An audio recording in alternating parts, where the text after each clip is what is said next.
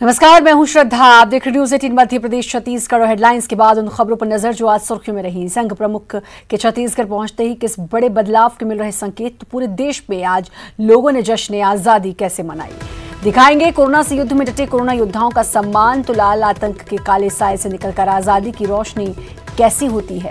आजादी के पर्व पर कैदियों की रिहाई, बताएंगे कहां बारिश बन रही आफत।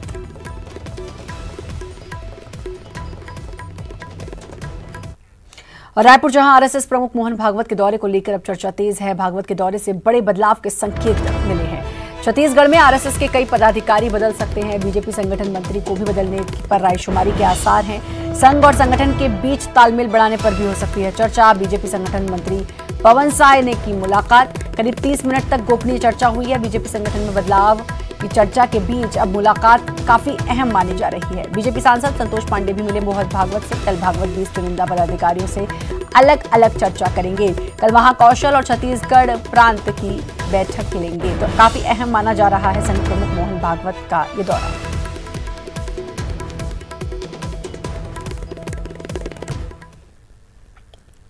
नहीं, वास्तव में हम तो अपने परिवार के नाते आज सबसे भेंट मुलाकात थी।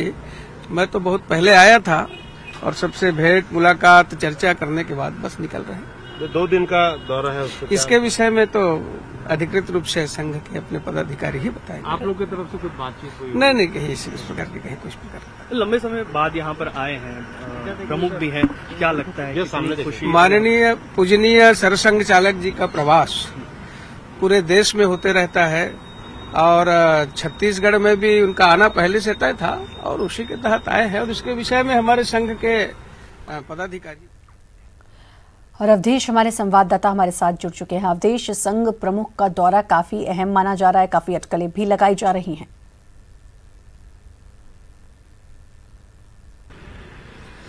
बिल्कुल, देखिए कोरोना काल में संघ ने जो पहले कार्यक्रम तय किया है उसकी जानकारी अपने दर्शकों को दे दे कि कोरोना काल में आरएसएस के द्वारा प्रवासी श्रमिक सहित पर्यावरण को लेकर क्या कुछ काम किए गए, इस बात की समीक्षा मोहन भागवत करेंगे। आगामी 1 साल की कार्य योजना पे चर्चा करके तय की जाएगी कि आगामी 1 सालों तक संघ और उनके अनुशांसिक संगठन को क्या कुछ करना है। लेकिन इन तमाम चीज से परे हटके अगर बीजेपी या सत्ता सरकार की बात कर ली जाए तो मोहन भागवत का यह दौरा सच में अहम है। इसलिए भी अहम है क्योंकि बीजेपी 15 सालों बाद सत्ता से बेदखल हुई।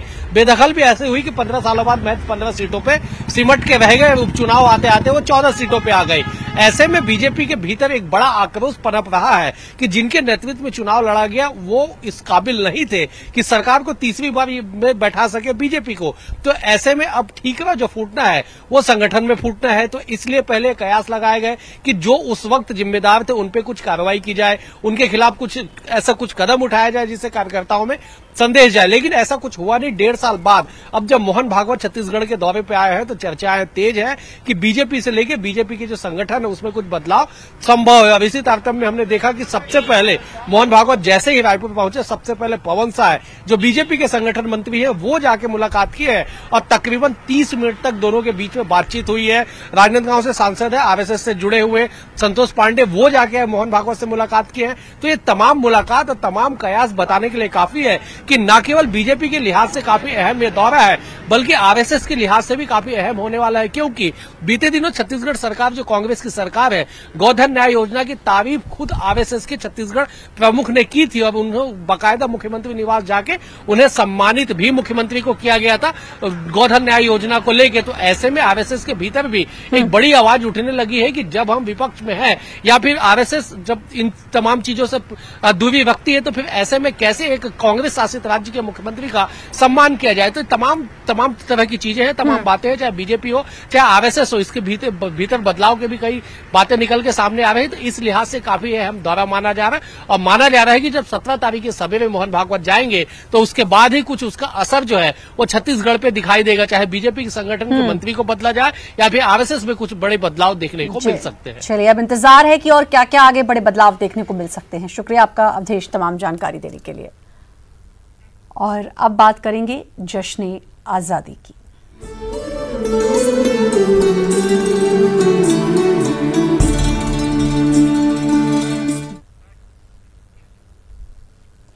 और बात जश्न आजादी की आपको बता दें, रायपुर में मुख्यमंत्री भूपेश बघेल ने आज ध्वजारोहण किया और प्रदेशवासियों को स्वतंत्रता दिवस की शुभकामनाएं दी। इस दौरान सीएम ने प्रदेश सरकार की उपलब्धियां गिनाई और कई अहम घोषणाएं की। उन्होंने कहा कि वैश्विक महामारी के दौर में अर्थव्यवस्था का छत्तीसगढ़ी मॉडल संकट मोचक की तरह उभरा है। उन्होंने कहा कि सरकार और आम लोगों के प्रयासों से आज छत्तीसगढ़ में कोरोना की रिकवरी दर अन्य प्रदेशों से बेहतर और मृत्यु दर भी कम है।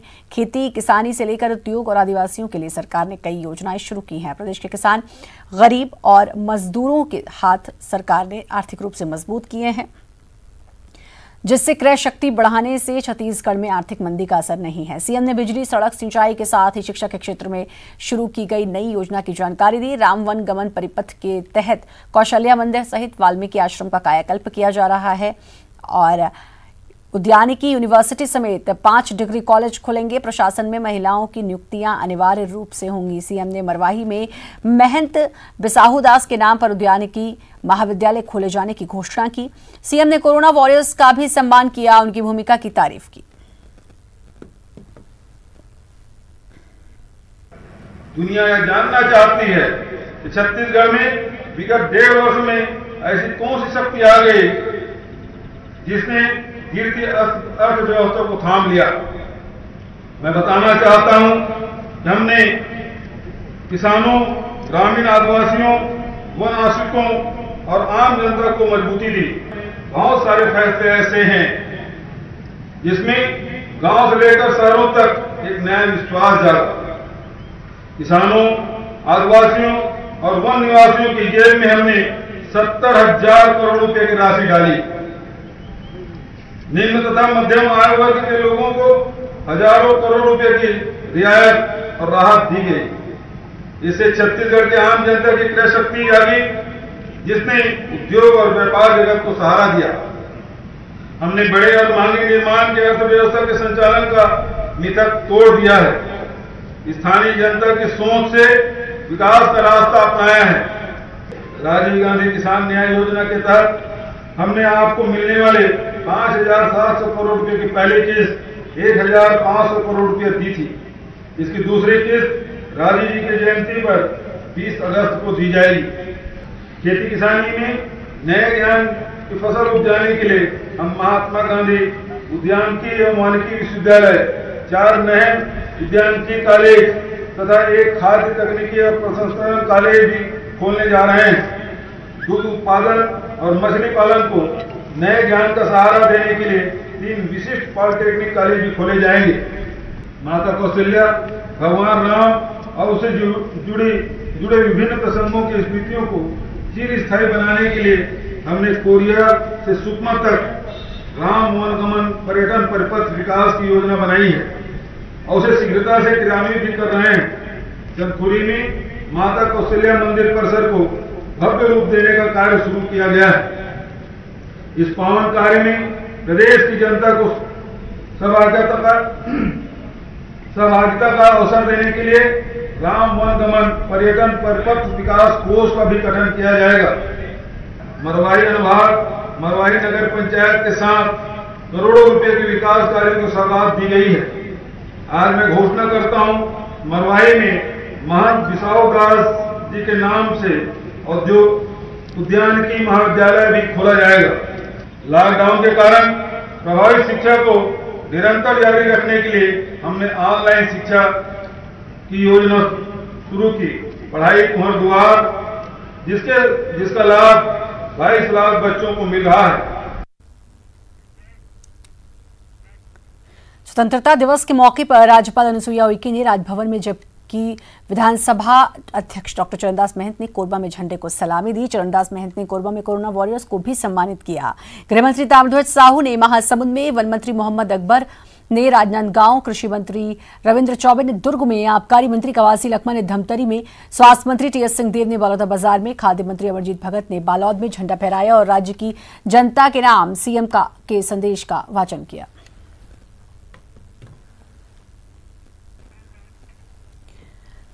प्रदेश भर में जश्न आजादी मनाया गया। स्कूली शिक्षा मंत्री डॉक्टर प्रेमसाय सिंह टेकाम ने जगदलपुर में, पीएचई मंत्री गुरु रुद्र कुमार ने जांजगीर चांपा में, पीसीसी अध्यक्ष मोहन मरकाम ने कांग्रेस मुख्यालय राजीव भवन में, बीजेपी प्रदेश अध्यक्ष विष्णुदेव साय ने बीजेपी मुख्यालय कुशाभाऊ ठाकरे परिसर में, विधानसभा के प्रमुख सचिव चंद्रशेखर गंगराड़े ने विधानसभा परिसर में, संसदीय सचिव चंद्रदेव राय ने सुकमा में, संसदीय सचिव शिशुपाल सोरी ने कोंडागांव में, संसदीय सचिव कुंवर सिंह निषाद ने कांकेर में झंडे को सलामी दी।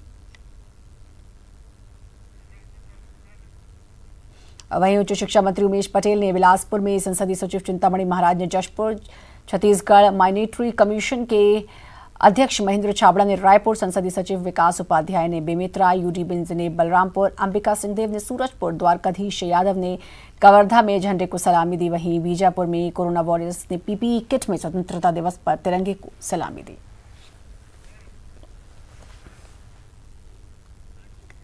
वहीं रायपुर में मेयर एजाज ढेबर गोल बाजार पहुंचे और व्यापारियों के बीच स्वतंत्रता दिवस मनाया। बाजार में ही महापौर एजाज ढेबर ने ध्वजारोहण किया।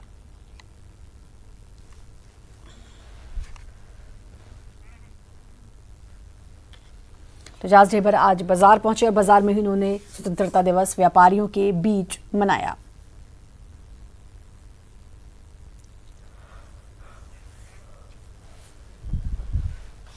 स्वतंत्रता दिवस के अवसर पर दुर्ग रेलवे स्टेशन पर राज्यसभा सांसद सरोज पांडे ने 100 फीट ऊंचा तिरंगा फहराया। इस मौके पर दुर्ग के सांसद विजय बघेल, विधायक अरुण वोरा सहित कई जनप्रतिनिधि उपस्थित रहे।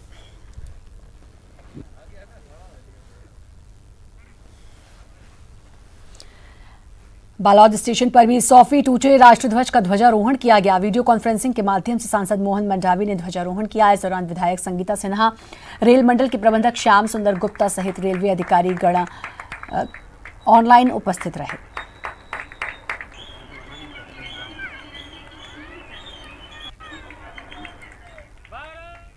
कोरोना काल में इस बार स्वतंत्रता दिवस के मौके पर रायपुर के पुलिस परेड ग्राउंड में कोरोना वॉरियर्स को सम्मानित किया गया। कोरोना को हराने में जुटे पुलिसकर्मी, स्वास्थ्य अधिकारी और समाज सेवियों को मुख्यमंत्री भूपेश बघेल ने सम्मानित किया। आजादी के जश्न के दिन कोरोना वॉरियर्स का सम्मान किया गया है और वो तमाम कोरोना वॉरियर्स इस वक्त हमारे साथ हैं।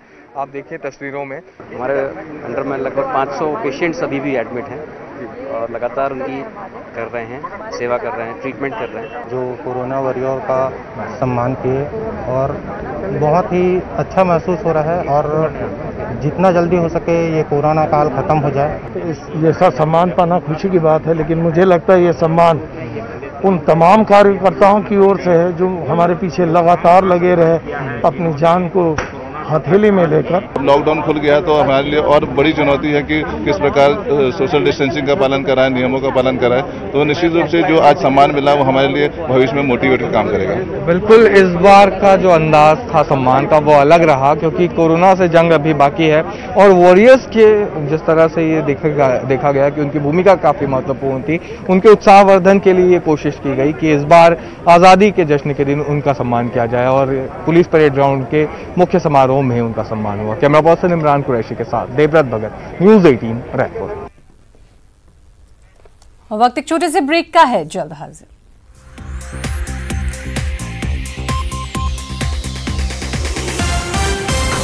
ब्रेक के बाद एक बार फिर से आपका स्वागत है। स्वतंत्रता दिवस को नक्सली काला दिन मानते थे और हाथों में तिरंगे की जगह काला झंडा होता था। उसी दिन सुकमा में 5 इनामी नक्सलियों के सीने पर तिरंगा लगवाकर और हाथ में झंडा लेकर जय हिंद बोला। इन नक्सलियों ने सीआरपीएफ की 223वीं बटालियन, जिला पुलिस बल और कोबरा 208 बटालियन के सामने बिना हथियार सरेंडर किया। सरेंडर करने वाले नक्सलियों में 8 लाख रुपए का इनामी रबोर निवासी बोड्डू वेंकटेश उर्फ राजीव भी शामिल था। वेंकटेश तालमेटला हमले में शामिल था जिसमें 76 जवान शहीद हुए थे। इनमें 5 में जो सबसे बड़ा कार्टर है वो है बोड्डू वेंकटेश, जो कि गगनपल्ली का निवासी है। इसका संगठन में नाम राजीव है। ये डीवीसी रैंक का है और 8 लाख रुपए इनाम है इसके ऊपर में। ये उड़ीसा के नुआपाड़ा डिवीज़न में डीवीसी मेंबर था और इसके पहले सुकमा के इलाके में भी काफ़ी दिनों तक एक्टिव रहा। और जो ताड़मेटला की घटना हुई थी 2010 में, इसमें 76 जवान शहीद हुए थे, उसमें भी ये शामिल था। दंतेवाड़ा में भी 2 इनामी सहित 3 नक्सलियों ने सरेंडर किया। कई नक्सली वारदातों में सभी शामिल थे। शासन की योजना से प्रभावित होकर सभी में समाज की मुख्यधारा में शामिल होने की शपथ ली।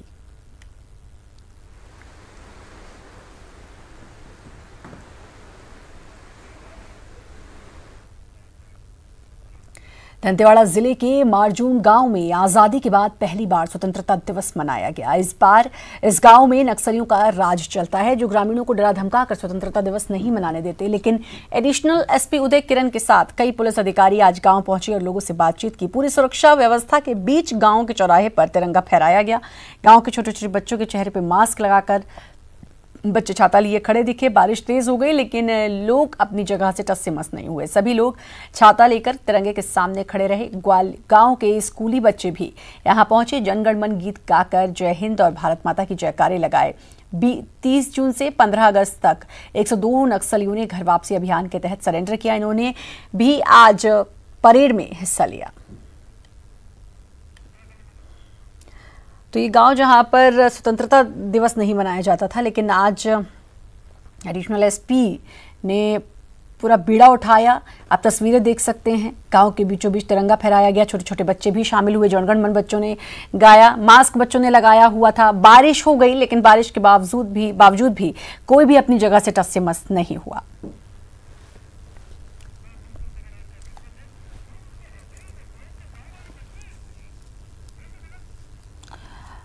आपको बता दें कि इस साल काफी नक्सलियों ने समर्पण किया है, आत्मसमर्पण किया है और जो मुख्य धारा है उस धारा से वो जुड़े हैं। इनामी नक्सली भी हैं ऐसे बहुत से जिन्होंने आत्मसमर्पण किया है। और ये तस्वीर ये अपने आप में एक अनोखी तस्वीर, क्योंकि इतने सालों से यहाँ पर तिरंगा नहीं फहराया गया था, यहाँ पर आज़ादी का जश्न नहीं मनता था, लेकिन इस बार पहली बार यहाँ पर आज़ादी का जश्न मनाया गया। कल्याण से लेके मारजूम तक रोड शो की प्लानिंग है, क्योंकि उधर के लोग काफ़ी पुलिस से जुड़े हैं। पहली बार 3 पंचायत परचेली, चिकपाल और मारजूम में स्वतंत्रता दिवस मनाया जाएगा और सही मायने में उनके लिए स्वतंत्रता है। कोरोना महामारी ने भले ही आज़ादी का जश्न फीका कर दिया, लेकिन बीजापुर में कोरोना वॉरियर्स ने न सिर्फ आज़ादी का पर्व मनाया बल्कि मजबूत जज्बे को भी दिखाया।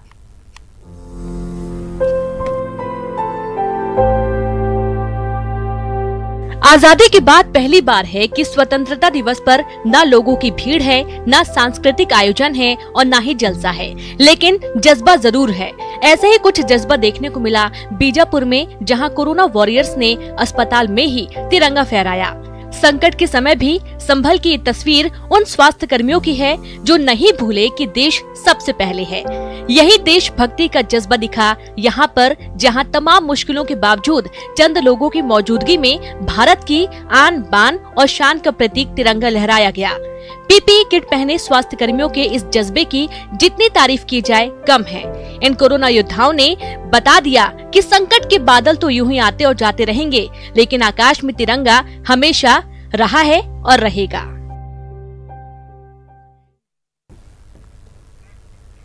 और बीजापुर में एक हफ्ते से हो रही लगातार बारिश से जिले के नदी नाले उफान पर है। नदी नालों पर बने पुल से पानी की तेज धारा बह रही है।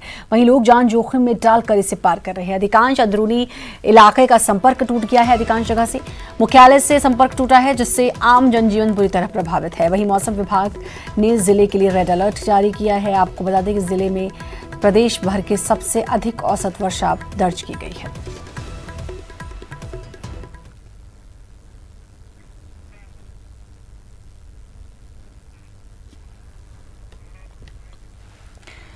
वहीं सुकमा जिले में लगातार बारिश हो रही है, जिसके कारण मलगेर नाला पूरे उफान पर है। ऐसे में लोग जान जोखिम में डालकर नदी पार कर रहे हैं, जिसको देखते हुए सुरक्षा बलों ने के जवान रस्सी के सहारे ग्रामीणों को नाला पार करा रहे हैं। नक्सल मोर्चे पर तैनात जवानों के इस काम की सभी लोग तारीफ कर रहे हैं। जांजगीर चांपा, जहां मौसम का मिजाज बदला है, जिले में हो रही झमाझम बारिश होने से किसान काफी खुश हैं। पिछले 15 दिनों से नहीं हुई बारिश होने से धान किसानों को फायदा होगा।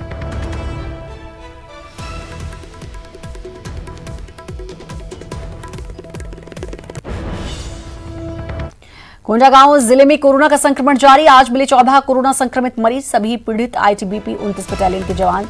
जिले में अब तक मिले 197 कोरोना के मामले। जिले में फिलहाल 53 एक्टिव मरीज, जिला स्वास्थ्य अधिकारी ने दी जानकारी।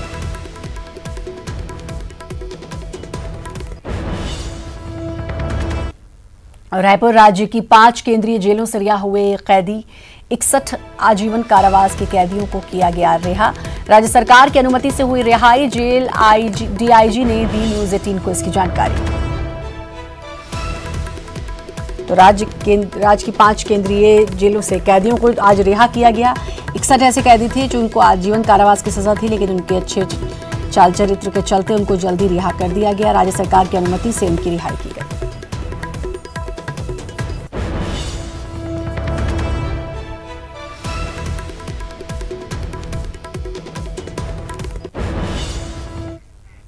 और इसी के साथ फिलहाल इस बुलेटिन में इतना ही, लेकिन बाकी खबरों के लिए लगातार बने रहिए न्यूज 18 मध्य प्रदेश छत्तीसगढ़ के साथ।